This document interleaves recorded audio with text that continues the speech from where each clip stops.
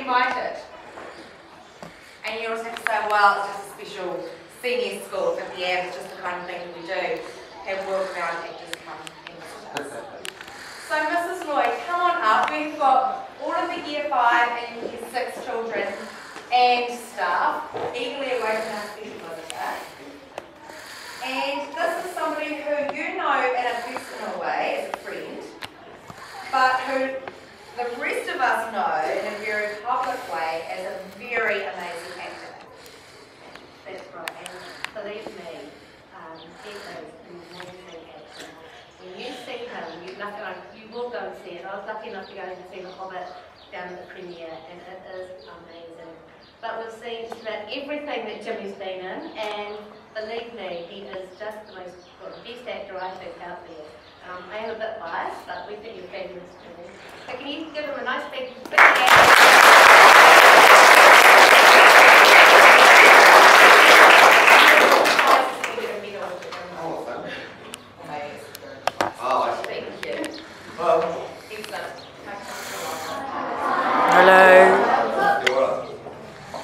So see, none of you will know me. So your mums and daddies might. So any questions for the comments for them? Yeah.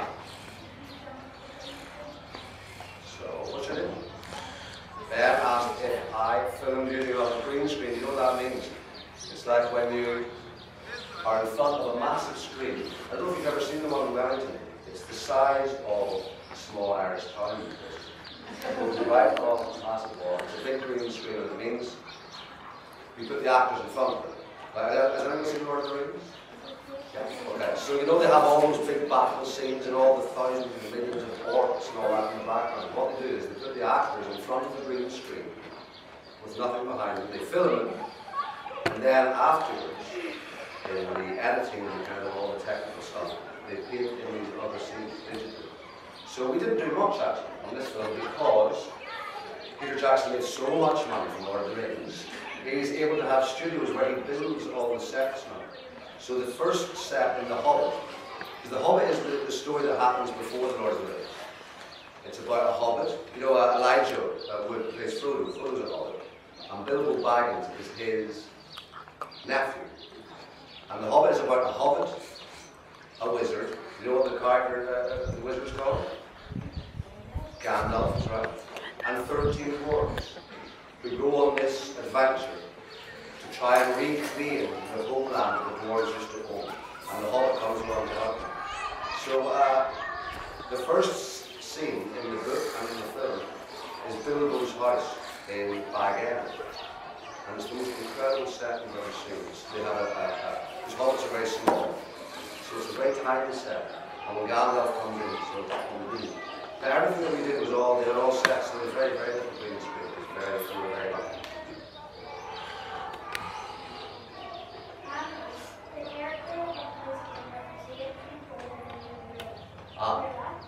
So, what was your name? Josh asked me if Gandalf, the character, is actually taller in real life. Because that's one of the big... No, he's about the same size, 6 feet. And dwarves in The Hobbit are supposed to be about 4'7", about Nicky's height. Yeah, you get taller. But so what they do, that's one of the big challenges about how they do it. So as dwarves in The Hobbit, we had, it's quite complicated, there were always like 2 different sets of the same set. So when we are working with Gandalf, he was actually in a different room talking to little posts with lights on our faces. And when we were in our set, we were using a massive Gandalf, like he's New Zealand's tallest guy. So they just filmed him from behind so you can kind of look like we're that size. But also, all the dwarves, we had mini versions of us, small actors, so they could do stuff with Gandalf and they would look very small. It's amazing what you say, it's quite a complicated kind of process. The thing is when you're playing a dwarf, you really have to try and, you don't kind of think you're playing a small person. Because dwarves think they're tall people, they think they're the right size. Yes? Did you enjoy doing the Well, some days, now it's always it's a very bad sign when you hear actors complain. Because actors should never complain. It's a great job. And to come to New Zealand, this beautiful country, and to get a chance to work with all those people and meet all those people and enjoy just everything that New Zealand has to offer, that's all great. But some days it was a little bit challenging. You get up at 4 in the morning, and you kind of get out to work, it's still cold and dark, and you go into your makeup room. To kind of achieve our look as dwarves, you had to have, the whole thing took 3 hours every morning. Prosthetic, you know what a prosthetic is? It's like this mask they put on. First of all, they put this sort of ball cap on, and then this mask, which is made of like latex, like rubber. A different one every day. They stick that on, and then they paint it forever. And then you go into makeup and hair, and you put on this wig, and then you go into costume, and put on the heaviest costume you could ever imagine. And that would be 3 hours every day. And then you would go to your trailer, and you would sit around sometimes for 6 hours before you did anything. So it was a bit, it's quite complicated. You have to kind of, it's quite hard to keep your focus. I mean, you know, I don't have to tell you how difficult it is to keep focused. And that's what it was a bit like, trying to remain focused. But most of the time it was fantastic. Because you're going on to these sets, and you're seeing these worlds that Peter has created, but he's read in the book. And then he's kind of like managed to take the book and turn it into this reality. Because it's a fantasy world, you know, the whole. It's a very old story. It's a very simple story. It's really kind of about good and evil, in a sense, you know. And why it's so, I think, important, and why it lasts so long, is because that's something that we can all understand. We can all understand loss, and fear, and love, and hope, and danger. And it's about kind of good and evil. But now, what he does is he's able to make it into this incredible world. It's fantasy, but some days seems real. But some days it's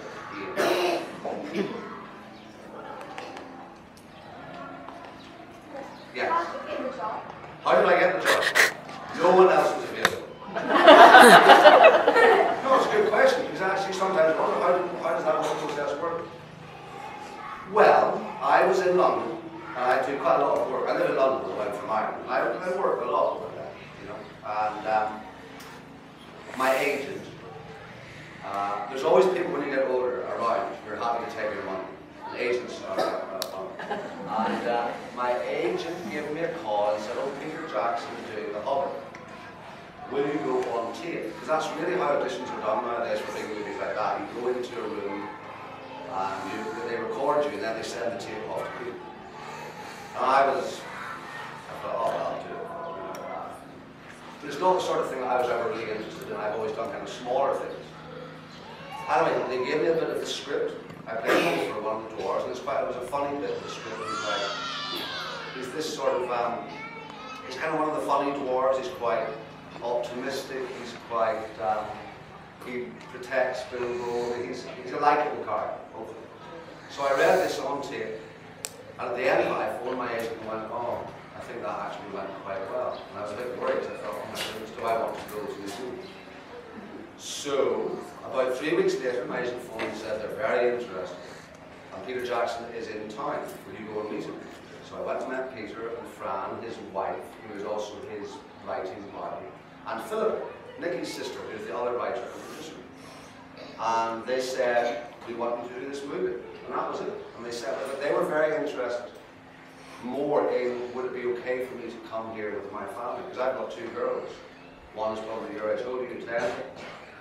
11, yeah, I've got a 10-year-old and a 15-year-old, who at that time were 13 and 8. So I had to tell them they were going to New Zealand for a year, you know, leaving all their friends behind, going to a whole new world, and so that was pretty frightening for them.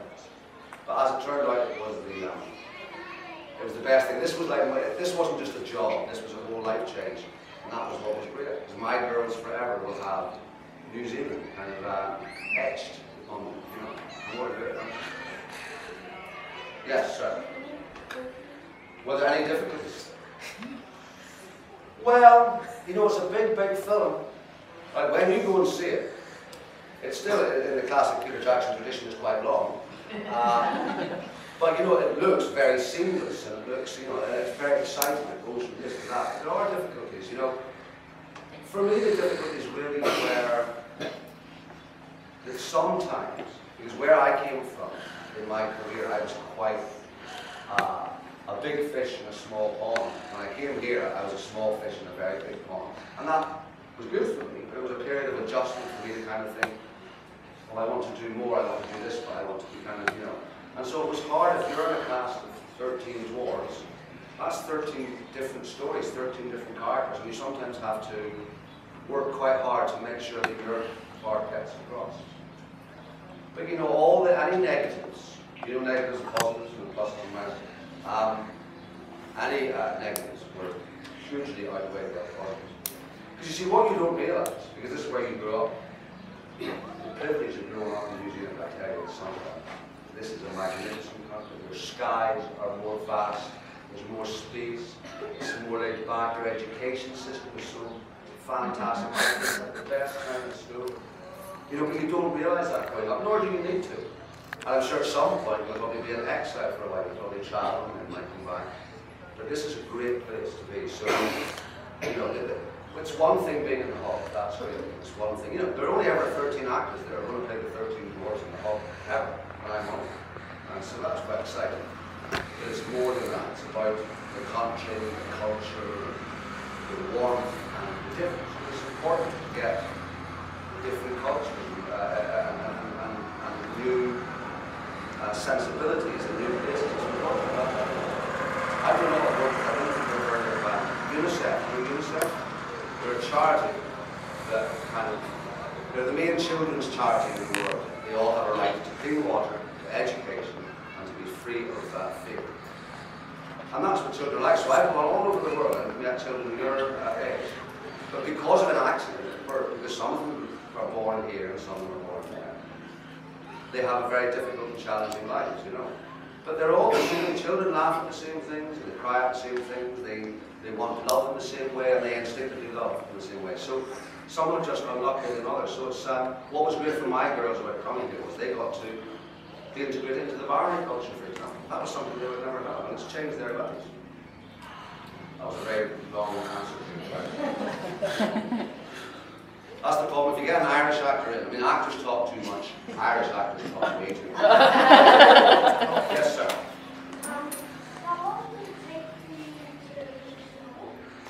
Well, I came here on the 14th of January 2010, and it is now November. It's now December 2000.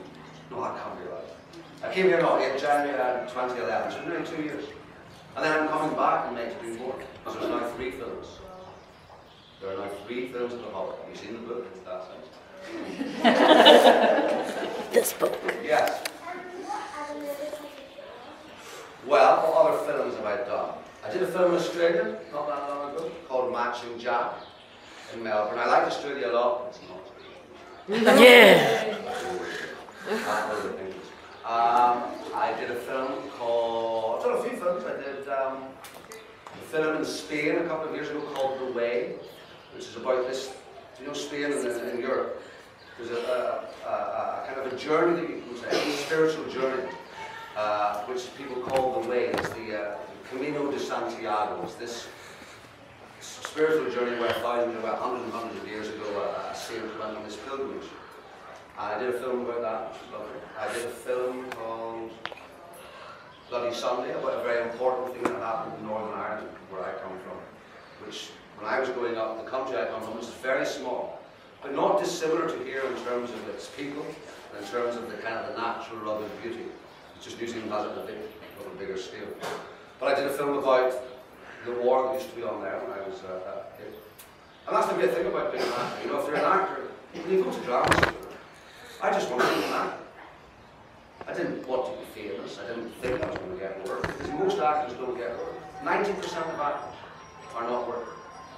In my year at drama school, which was supposed to be a very good drama school, I would say that of 28 of us, I am now one of 3 that are actually still working as actors. So you can't just, you know, you don't do it for the money. Sometimes you're just lucky. But what's great about it, if you get a bit of success, if you're lucky enough to get work, not only are you doing something you love, you get to travel.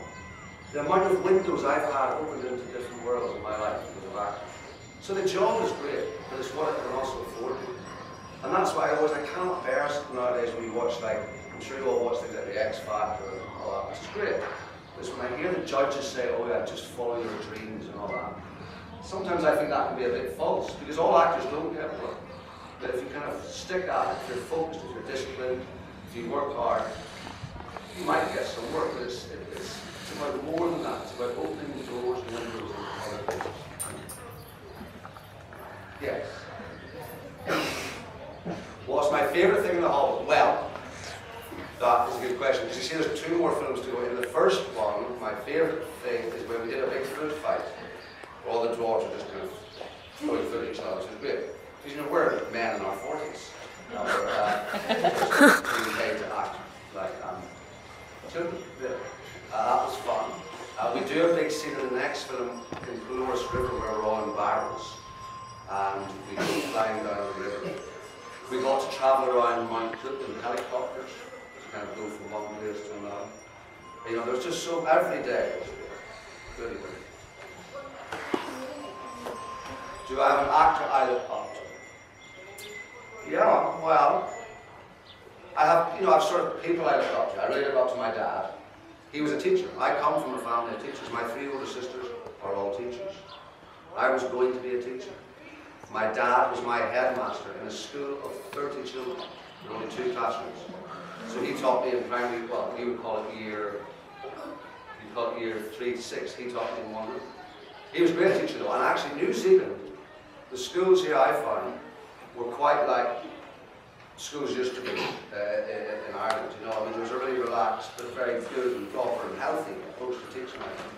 Like, you know, he used to just read to us at times, you know, and so he was good. So I look up to him, but as an actor, I look up to, oh many, I'll tell you what actors I like. I like Gary Oldman, who is in Harry Potter. He plays Sirius? No. Sirius? It's the Sirius, the good one, he's a good guy. Yeah.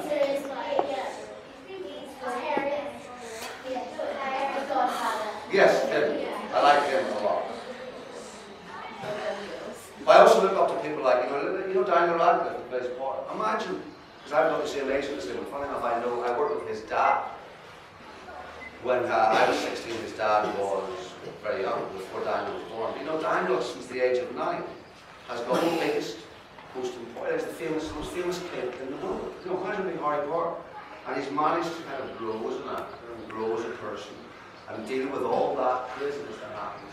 And somehow navigate a path through it. He still wants to be an actor, he still also wants to be kind of a person that can have an impact on people. So I look up to people like that. Yes, starting at the back. Where was the Hobbit filmed? Where was it filmed? Well, mostly in Wellington, windy Wellington, because Peter's got all these studios there. So we were able to go from one studio to the next, because one set to the next set. But then, I think because Peter had a relationship with the Prime Minister, Mr. Key, I think he had to go around New Zealand and show New Zealand in all its beauty. So we got to film some everywhere. Auckland was the only place we didn't come. We filmed in Nelson and Queenstown and Dunedin, and then up here we filmed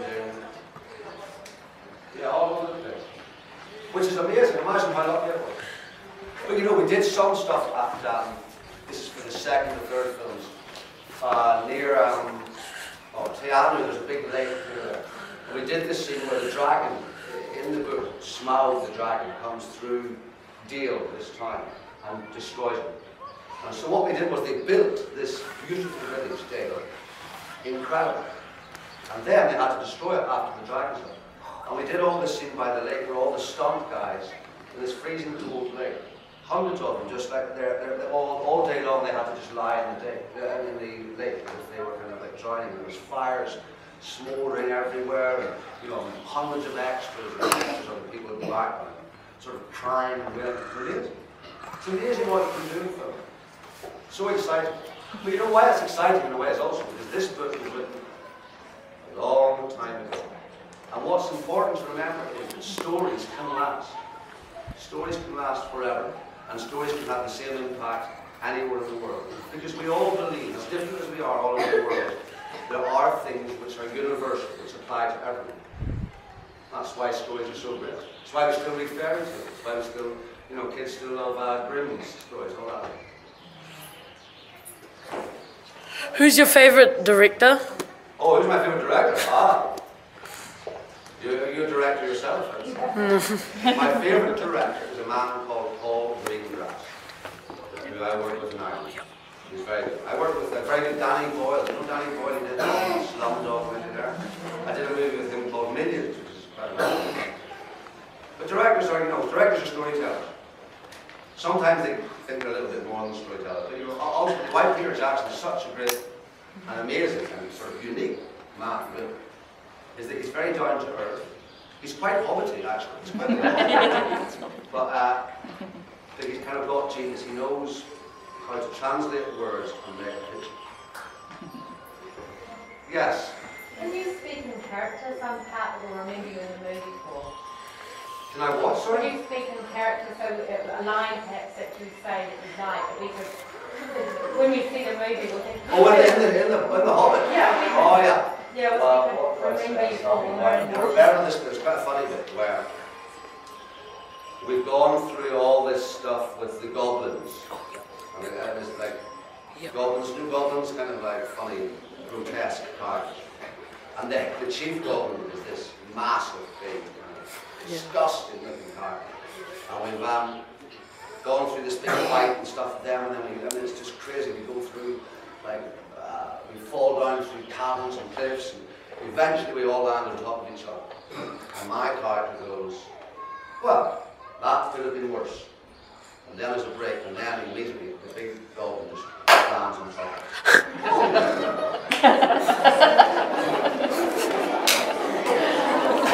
Yes, Blondie?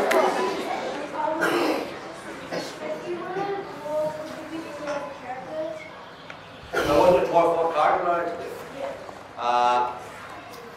I'd love to play Gandalf. But no one can play Gandalf like Ian Gandalf. He's amazing. He's a very good example of something about, here he is. He's a man of 73. He's done sort of everything in his life. He's a very, very famous theatre actor. He's created this character Gandalf in Lord of the Rings. He's an X-Men, but he's also done very important theatre work. He's quite an important sort of human being. He does a lot of politics. And yet, at 73, when we were all set with him, he's still working unbelievably hard. He's still trying to find new ways of kind of playing the role, of trying different things, of using the props. He's a great, great example. And in fact, to answer someone saying what actors I got to, I learned a lot. It's never over. The work is never over. Because if you get complacent, he's made an awful lot of money. Like people kind of just come and do his work and not really work that hard. But that would be a lie. Because he's still striving to be the actor that he wants to be. Yes, sir. Oh, in the Hobbit, my best friend is probably my character brother, who's called Bomber. And Bomber is massive. He's the funniest looking character. Bomber is a big soldier, and he's got this massive guy, and this huge kind of red hair that he's got, a big bald head, and he's got a massive braid hair. And he was probably my best friend in that show. In my time for Stephen Hunter, he's a Kiwi. He's a very proud Kiwi. I went to the World Cup rugby final with him, and it was like sitting beside totally deranged man.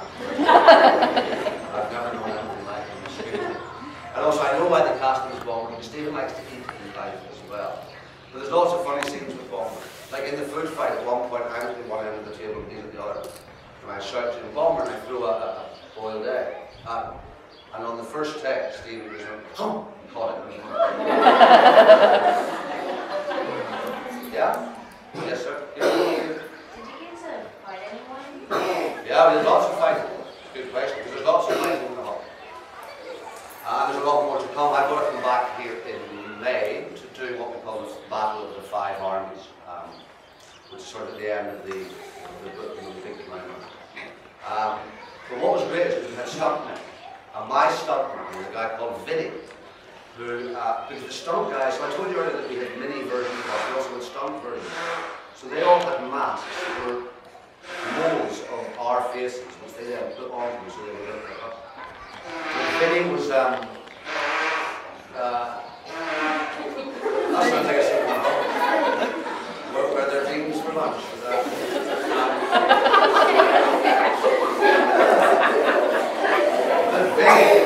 Vinny, my stuntman, was New Zealand. He was at the New Zealand Wrestling Championship. So in all the fights, he's incredible. He's like fierce, and I've got an amazing, my weapon's really quite simple.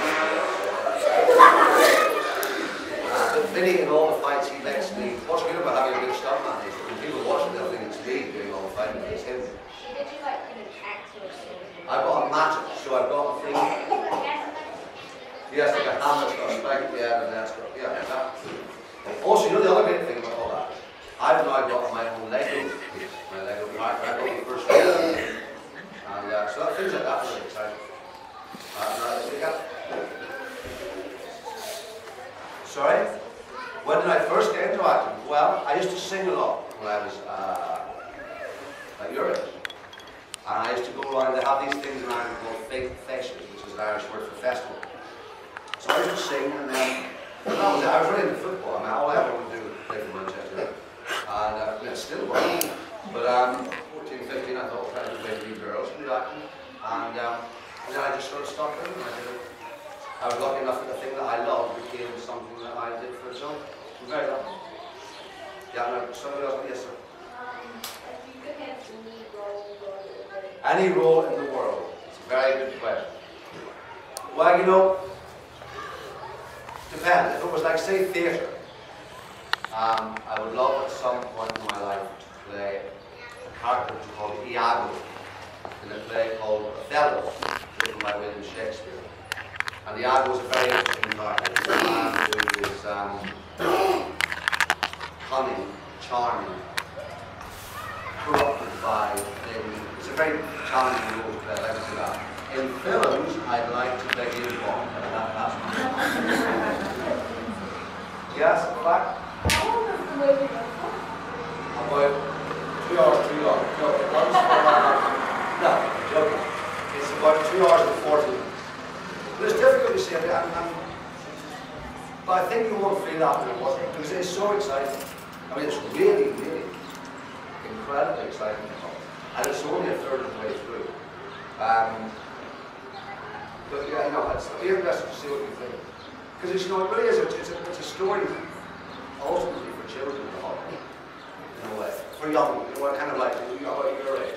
Because you know at our age where you're beginning to kind of, you're really beginning to have independent and different thoughts. You know, it's a very interesting age you're at as you kind of get embarked. You're about to go to, you're about to change schools, aren't you? And that's a really exciting and interesting time, I think, in your lives. And I think the Hobbit speaks to people in your age. You know, it's about kind of separation. It's about kind of moving on at some point to the next stage of your life. And, you know, what do you call it? Skydiving. Skydiving. And my friend was on the ground. It was a beautiful, clear day. And he's got a photo of the four of us with our parachutes coming out. But now when I think about it, I think, what was I doing? My age was jumping out of the plane. Well, that was exciting. Usually you can do a lot of very exciting things, and now it's so much fun. Yes?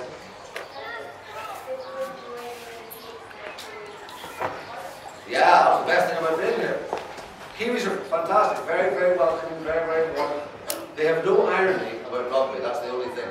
You can't make a joke about the All Blacks. I mean, which is amazing. But no, the best, lovely kind of warm, relaxed, focused, but also, you know, people know how to work and know how to have a nice time.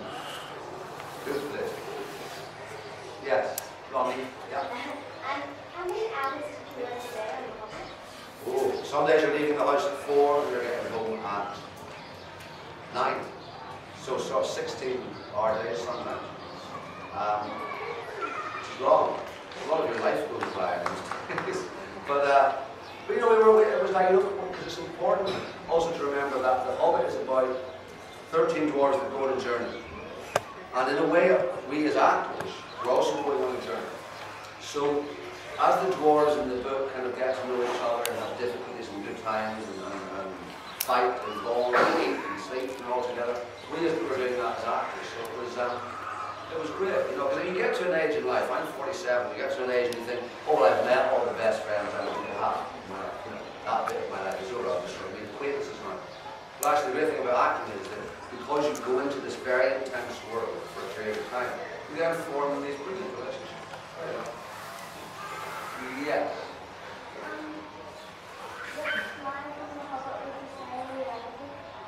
What line from The Hobbit would I say reality?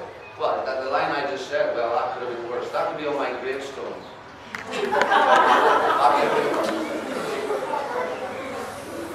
Yes, Ben? Does Gollum scary? Yeah, well, Andy Serkis I know very well. And he's amazing. I mean, Gollum is one of the great creations.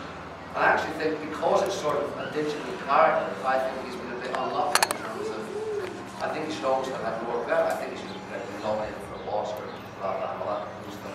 Because the way they film it, he has all these little dots on him.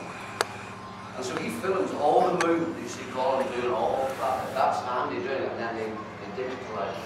But he's lovely. And he actually, he did a lot of directing for second unit. Because what happens with something like this, you know, if you watch Lord of the Rings, you'll see a lot of it in The Hobbit. There's a lot of kind of big, massive shots of, you know, huge landscape. Those are taken from helicopters. So Andy directed all of those. But he's a great guy. But Gollum, there's a great scene in this one as well. It's fantastic. Yes, sir. Yeah. What is it? Yeah, well, the goblins, they're like, the normal goblins are quite small. The the big goblin is this massive, huge, fat, enormous, frightening, grotesque character. He can't control them all. It's like sort of a queen bee. They're really disgusting though. Yeah. Yes.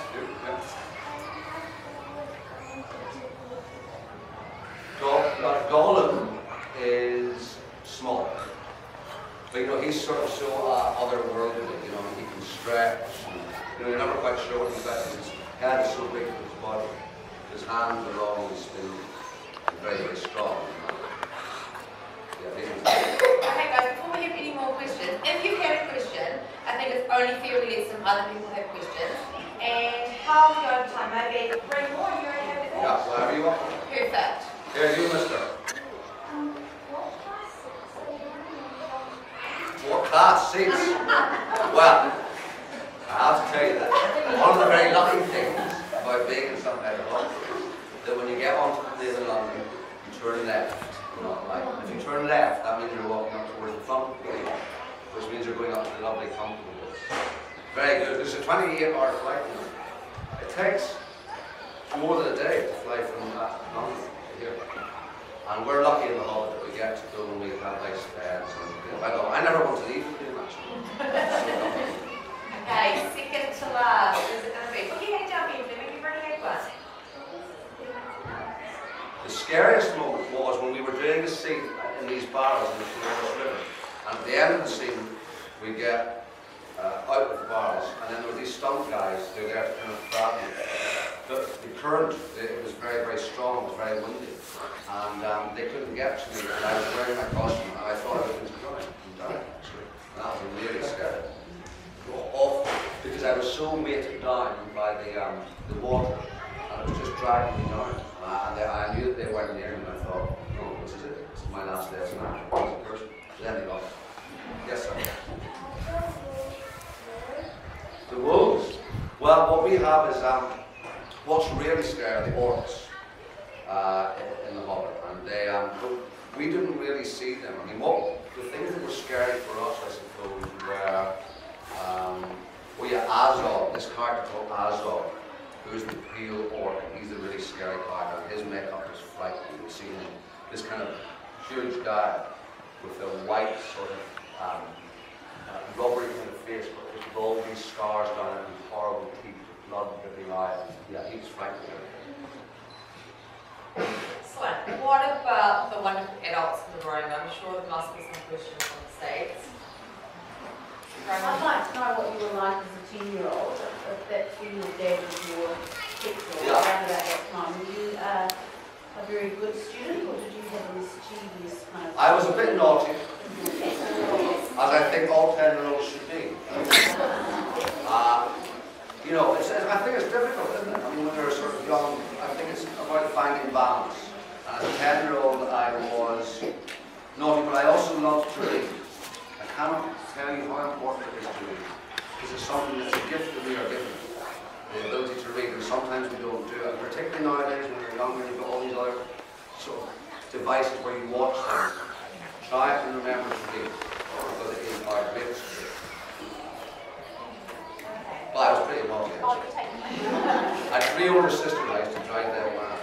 And now why I had a nightmare on the hobby about the makeup, all that stuff, because when I was very naughty to my sisters when I was young. To punish me, they would hold me down and put makeup on me. And now I've got a fear of makeup, actually. Well, Christina's got a few words to say.